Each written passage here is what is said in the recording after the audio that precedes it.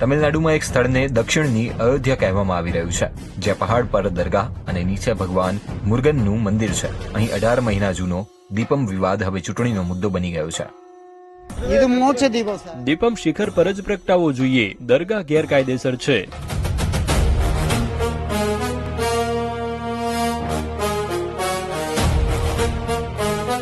इस वक्त मैं जहां खड़ा हूं ये तमिलनाडु का तिरुपुर कुंद्रम मंदिर है जो मदुरई में स्थित है और ये तमिलनाडु की राजनीति में हिंदुत्व की राजनीति की प्रयोगशाला का केंद्र बनकर उभरी. दीपम जलाने की जगह है ये इस पहाड़ के शिखर पर प्राचीन काल में थी और बाद में इसको नीचे कर अब उनका दावा है कि इसको फिर से ऊपर जलाने की इजाजत देना चाहिए. ये मामला पूरा कोर्ट में गया और कोर्ट के बाद ये विवाद शुरू हो गया. कोर्ट ने हिंदू पक्ष के समर्थन में अपना फैसला सुनाया और उसके बाद से ये जगह विवादित हो गई है.